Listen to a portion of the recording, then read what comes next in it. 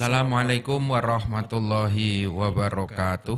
Selamat malam Dimas, juga selamat malam keluarga FAS yang malam hari ini setia menyimak di 90.1. Alhamdulillah kita masih diberi kesehatan, Amin. kesempatan untuk bareng-bareng ngaji di Baiti Jannat. Ya, memang ini sebetulnya yang dikhawatirkan ketika dulu bagaimana pemerintah melarang dengan keras soal mudik dan juga bagaimana kita bisa membatasi silaturahim di Lebaran. Ya. Karena ledakan COVID pasca Lebaran ini yang memang dikhawatirkan. Nah, beberapa daerah ini memang terbukti. Ini yang menjadi keprihatinan sekaligus kewaspadaan kita bersama. Ya. Sekali lagi harus kita garis bawahi secara tebal bahwa COVID belum berakhir. Jangan kendor, gitu kan. Ya. Karena ya memang kalau ngomong bosan, masyarakat semua sudah bosan. 1 tahun lebih dibatasin, nggak boleh kemana-mana. 1 tahun lebih harus jaga jarak, Ya. 1 tahun lebih harus pakai masker dan lain sebagainya. Seabrek alasan-alasan itu. Tapi faktanya memang ya masih seperti ini. Dan bahkan ini kan semakin meningkat. Ya. Belum lagi kalau kita ngomong varian-varian baru. Ya. Ada Alpha, ada Delta, macam-macam itu kan. Ya. Yang dari India, yang dari mana itu kan. Nah, apalagi di Jawa Tengah kita juga prihatin. Sekarang 11 kabupaten yang dinyatakan sebagai zona merah. Oke. Kudus hari ini masih terus menggila COVID-nya. Nah, Magelang kita juga ini diam-diam juga merayap naik, Dimas. Iya, Gus, betul. Apalagi tadi siang kita dengar katanya ada klaster baru Ada itu ya. klaster baru ini. Iya. Klaster apa itu, Dimas? Ini klaster takziah ini menurut beberapa informasi yang ada ini. Iya, konon katanya setelah takziah ada yang positif terus di tracing 100 lebih. Ya. Satu desa di daerah Muntilan ya. Betul, Gus. Nah ini sekali lagi ayo bareng-bareng. Kita jangan kendor, kita tetap menerapkan protokol kesehatan. Saya juga terus terang, memang panitia pengajian itu juga katanya masyarakat sudah mendesak. Tapi selalu saya sampaikan, tolong harus ada izin dari gugus COVID. Kalau tidak ada izin, jangan paksakan pengajian. Berarti daerah sampean masih daerah rawan. Daerah merah, zona kuning. Nah, sekarang kita tahan dulu lah. Bisa ngaji lewat radio, bisa ngaji lewat YouTube. Ini memang masih situasi pandemi. Ya, seperti takziah. Ya, Gus. Memang ya dilematis. Dilematis kadang-kadang kalau kita mendengar ada family meninggal. Ya. Ada tetangga meninggal, kita harus bagaimana? Nah, ini memang dilematis itu loh. Ya menurut saya tadi yang penting pakai masker, minimal itu pakai masker. Minimal pakai masker. Ini wajib itu. Yang kedua juga tetap upayakanlah jangan terlalu berkerumun itu loh. Ya memang kadang-kadang kalau saya ya, Iya, Gus. takziah itu sering curi-curi waktu. Biasanya kalau sore dapat kabar, kalau saya longgar biasanya malam sekalian, dini hari saya takziah sepi. Kalau enggak habis subuh, Iya. kalau enggak habis subuh itu loh. Begitu. Nah itu yang kita upayakan untuk menghindari apapun kerumunan ini masih kita harus hati-hati gitu. Iya. Kita hati-hati dan juga ya kalau memang terpaksa ya mungkin ya kita tahlil di rumah, nanti kita takziah ke keluarganya selang sehari 2 hari. Kalau memang itu istilahnya tidak positif COVID, ya kalau memang positif COVID ya kita bersabarlah, kita bisa mendoakan dari rumah, kita bisa membacakan tahlil, membacakan yasin dari jauh. Ya. Ini sekali lagi situasinya masih pandemi, jangan kita ceroboh. Ya. Yang akhirnya nanti justru akan menimbulkan penyesalan. Tidak hanya untuk kita tetapi keluarga kita dan masyarakat. Dan masyarakat ya. Oke. Dulu sempat disampaikan bahwasanya 3M jangan sampai kendor. Kemudian sekarang sudah ada 5M ini Gus. Kira-kira berapa M lagi sebenarnya yang kita harus sampaikan kepada masyarakat agar tetap 5M itu tambah apa lagi yang dua itu? Oh, yang dua. Yang dua itu tambah menghindari kerumunan dan juga tentu menjaga jarak gitu Gus ya. Ada tambahan berapa M lagi menurut Gus Yusuf ya? Iya, apalagi ini juga sebentar lagi sekolah tatap muka. Nah, ini kan juga menjadi satu kewaspadaan.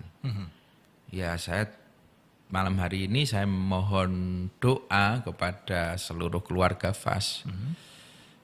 Santri-santri Tegalrejo, baik di Induk maupun di SW, semua sudah masuk dengan protokol kesehatan ketat. Iya. Di dalam juga selalu kita lakukan deteksi dini. Oke. Ya, tapi yang jelas saya tetap mohon doa agar semua santri-santri diberikan kesehatan, para asatidzah dan juga para pengasuhnya, kiainya, keluarganya juga diberikan kesehatan, kekuatan lahir batin. Amin, Ya. Allah, amin. Baik. Dengan salah satu tema yang sangat menarik yang bisa kita simak, yakni ta'aruf dan pacaran. Kira-kira seperti apakah? Kita dengarkan bersama-sama surat yang sudah masuk di redaksi Baiti Janati malam ini. Pacaran sekarang menjadi tren di kalangan remaja, Gus. Bahkan menjadi sebuah budaya di kalangan anak remaja saat ini.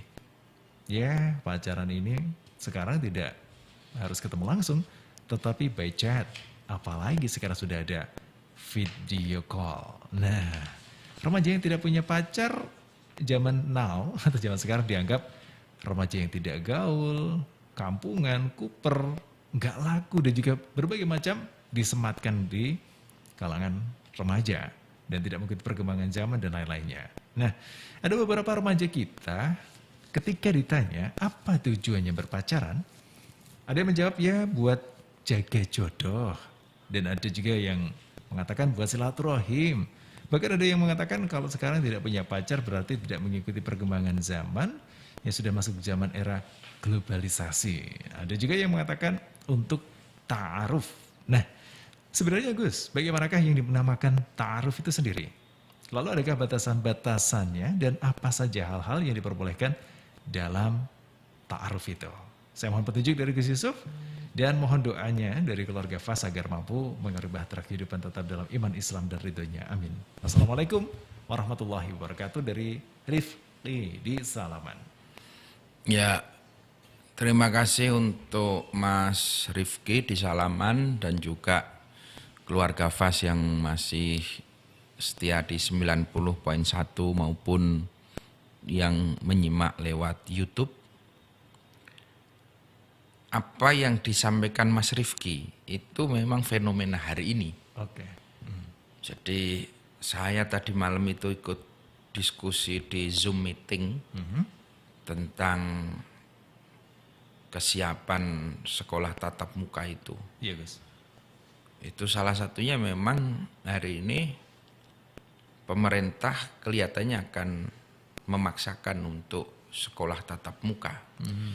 Meskipun itu mungkin seminggu 2 kali. Iya. Dan dengan protokol kesehatan yang ketat. Karena apa?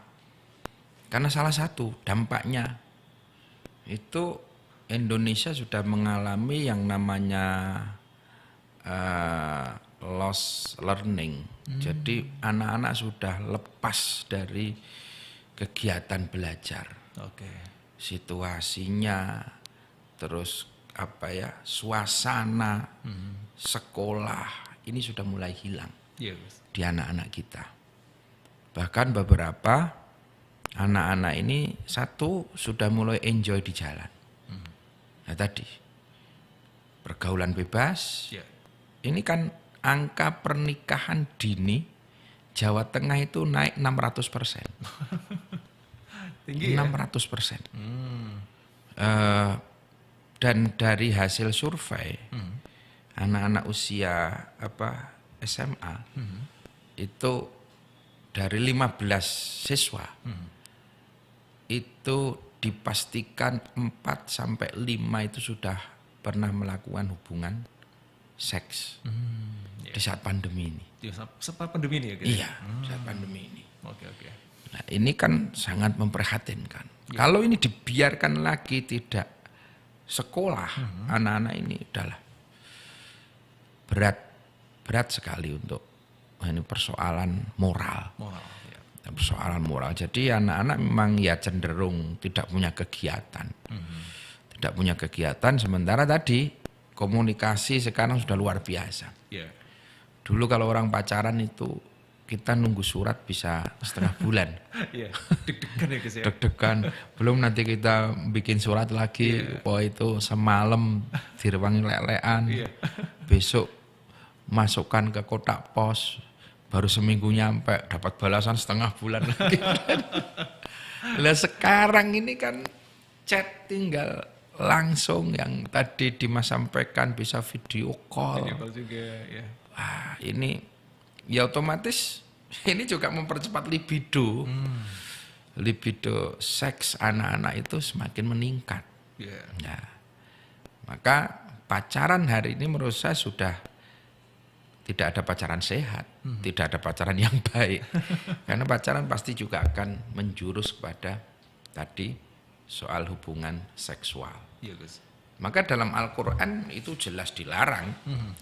Jelas dilarang ketika ada laki-laki dan perempuan yang bukan muhrimnya berdua-duaan khalwat. Kalau dalam Al-Quran surat Al-Isra itu jelas, wala taqrabuz zina innahu kana fahisyata wa sa'a sabila. Dan janganlah kamu mendekati perbuatan zina. Karena sesungguhnya zina itu adalah perbuatan yang keji. Dan wasa asabila, dan itu jalan yang terburuk. Jalan yang terburuk. Mungkin pertamanya, ya namanya itu kan tidak ada asap tanpa api kan.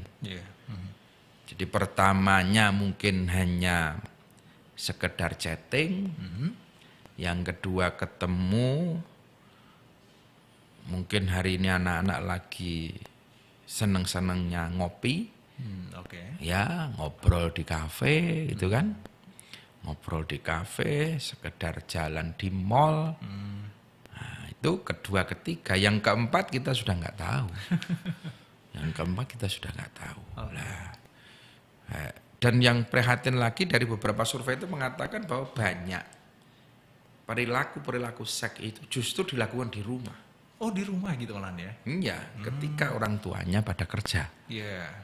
Jadi bapak ibunya kerja di pasar, kerja di ladang atau apa.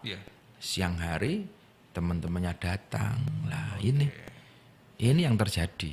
Nah, maka memang kalau saya bisa mengkategorikan pacaran, hubungan laki-laki dan perempuan di luar pernikahan, ya apapun namanya itu tetap haram.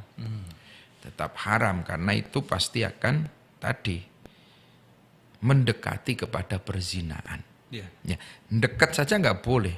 Dekat nggak boleh. Ya, takrobu ini jangan kamu mendekat-dekat. Mendekat itu bisa dimaknai ya mungkin mulai dari khalwah, berdua-duaan, mungkin juga mulai mendekat itu bisa dikatakan mungkin chatting. Chatting itu juga bisa dikatakan takrobu ketika chattingnya itu menjurus namanya kan. Sekarang video call yang itu menampilkan gambar-gambar yang enggak pantas itu juga masuk dalam takrobu.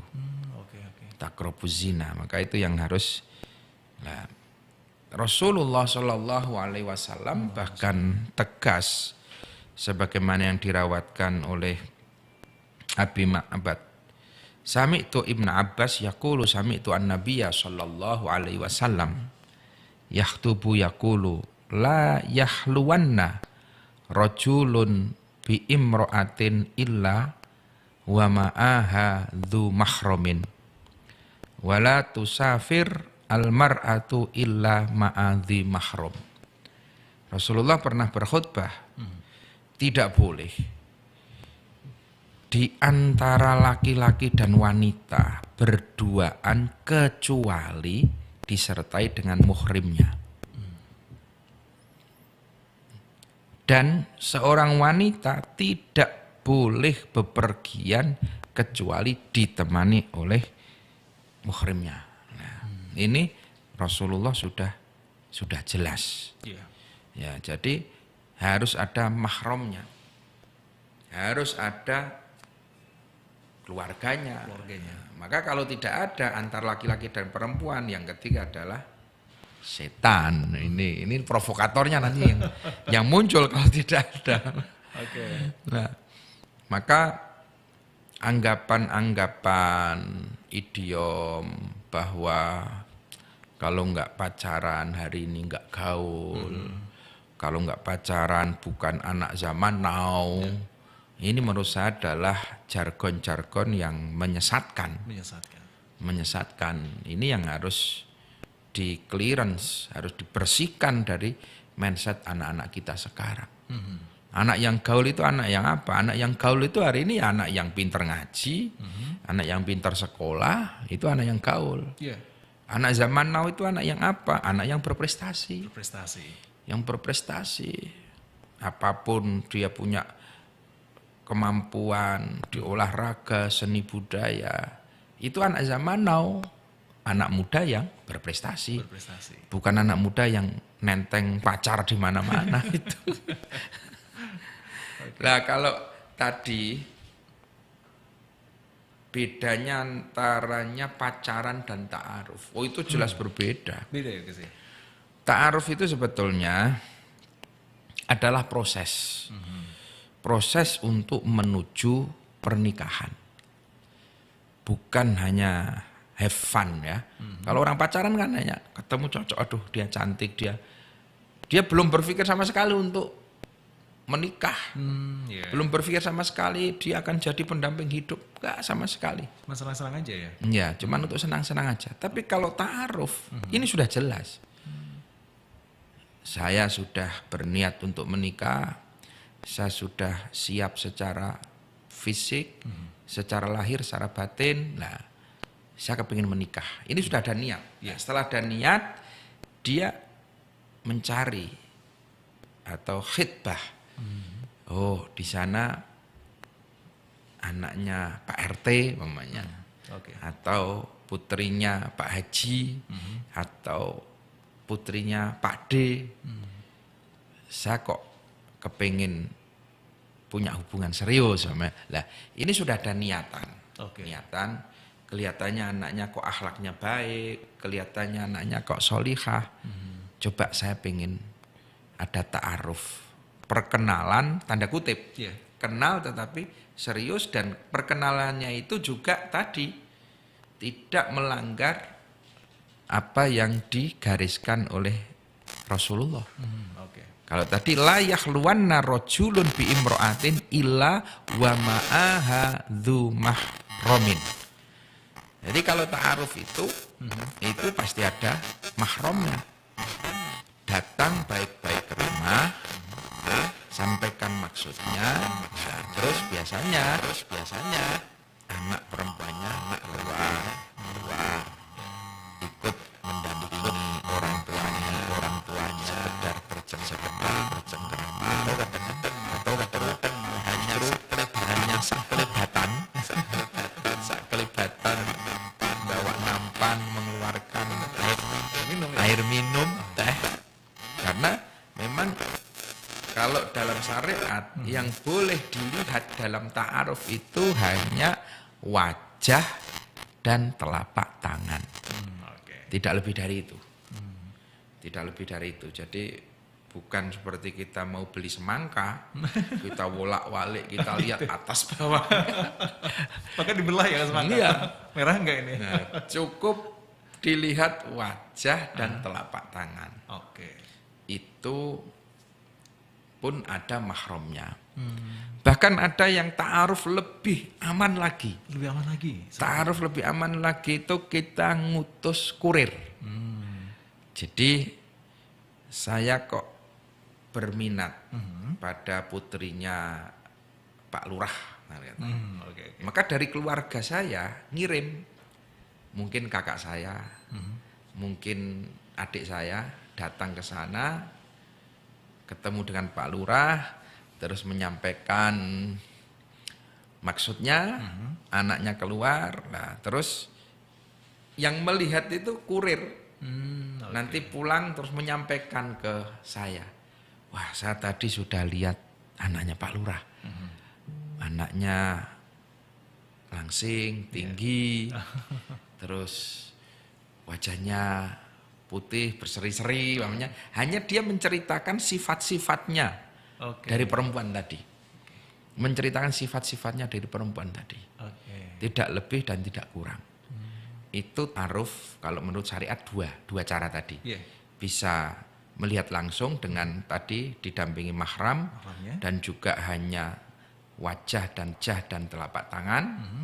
Atau yang kedua bisa ngutus kurir untuk melihat dan nanti menceritakan sifat-sifatnya. Itu. Nah kalau sekarang sih menurut saya dunia sudah canggih lah. Sekarang foto aja sudah berteban, tinggal diklik pengen lihat anak Pak Lurah, anak Pak Lurah diklik itu kan muncul semua. Ternyata di filter Gus. Iya. Kecewa dong. Iya. Bisa di Instagram, bisa Dilihat ya. Wah ini pas lagi make busana muslim, yang ini pas lagi di rumah, ini udah muncul semua sekarang. Sudah muncul semua. Di FB. Khitbah itu lamaran. Nah itu sudah setelah melihat, mantap, datang khitbah dan dilamar. Khitbah ya sama, meskipun khitbah itu juga tetap yang boleh dilihat secara syar'i ya tetap hanya wajah dan telapak tangan. Setelah selesai khitbah, nikah. Itu proses yang ada di dalam syariat. Tidak ada proses tukar cincin, tidak ada dalam syariat, nggak ada. Nah ini yang kadang-kadang kita sering menganggap tradisi itu menjadi syariat. Bahwa tukar cincin itu, nah yang repot lagi kalau anak sudah tukar cincin, itu biasanya orang tua sudah loss itu loh. Wah ini sudah tukar cincin terus ya sudah boleh ditenteng kemana-mana gitu loh. Bahkan anak sekarang itu kadang-kadang kan kadang-kadang saya itu kadang ya antara geli dan antara kasihan juga ya. Kasihan dan juga kadang marah itu loh. Iya, campur ya. Bawa ke kiai. Itu tak pikir sudah suami istri gitu kan. Pak Kiai mohon doanya, ini calon saya tukar cincin bulan yang lalu, semoga bisa nanti sampai ke pelaminan. Ini dengan PD-nya saja seakan-akan dia nggak berdosa membawa wanita bukan mahramnya itu loh. Malam-malam lagi. Iya. Ini dengan PD-nya minta doa ke kiai lah. Kita ini mau mendoakan gimana itu kan. Nah ini kebodohan yang menurut saya yang kebodohan yang perlu dikasihani atau kebodohan yang tapi tidak boleh ditolerir. Perlu diluruskan ya. Perlu diluruskan. Satu soal tukar cincin. Yang kedua yang hari ini mewabah soal Pre-wedding ya. Ya. Pre-wed itu loh, foto sebelum nikah itu, ya apapun kalau belum nikah ya tetap dosa. Artinya itu ngumbar dosa di tengah-tengah masyarakat gitu loh. Iya, Gus. Bahkan saya agak kenceng dikit dulu pernah untuk itu. Kalau Anda dapat undangan manten, Iya. ada foto priwitnya, sementara itu jelas-jelas belum akad nikah, maka saya sampaikan, kita tidak wajib hadir. Oh begitu ya. Karena itu berarti mengamini kemaksiatan. Gitu loh. Mengamini kemaksiatan itu loh. Iya. Fotonya sudah pangkon-pangkonan, fotonya sudah Peluk-pelukan. wah Ya? berpelukan, jalan gandengan, macam-macam. Di situ masih ditulis akad nikah besok bulan ini tanggal ini. Loh, ini berarti foto ini Belum sah. belum apa-apa itu loh. Iya. Nah, berbeda kalau dia foto, ya setelah dia akad nikah biasanya kan siri ya, Iya. akad nikah dulu. Setelah akad nikah dia foto-foto. Setelah foto-foto itu dijadikan undangan. Oke. Nah, pernikahannya 2 bulan lagi. Oh gitu ya. Itu kita bisa lihat di tanggalnya. Keterangannya. Ya akad nikah bulan ini. Ini undangannya. Oh berarti kira Resepsi fotonya sudah akad dia. sudah akad. Dia foto sudah halal gitu loh. Nah, resepsi Bulan depan. bulan depan, nunggu Covid selesai, nunggu tabungannya cair, nunggu apa kan bisa aja kan? Atau resepsi bareng sama Mitoni gitu kan juga. Oh, segitu ya. Iya, itu terjadi di mana? Terjadi ya. Ya karena itu dulu waktu mau resepsi pas Covid. Oh gitu. Iya, pas Covid awal. Kan terus dilarang, Iya. tidak boleh mengadakan Pernikahan. pernikahan resepsi, nggak boleh. Ya udah nikah dulu. Resepsinya ditunda 3 bulan. Ternyata masih pandemi. Ini. Sampai ditunda 7 bulan. Iya. 8 bulan. Weh, ternyata bareng dengan Mitoni. Itu nggak apa-apa, wong dia halal kok. Sudah diakad ya. Sudah diakad gitu loh. Dan menurut saya nggak perlu malu. Nggak perlu malu dan nggak perlu karena itu sudah halal. Iya.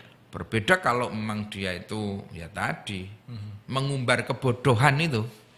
Foto-foto priwet padahal dia belum nikah. Itu mengumbar kebodohan. Iya.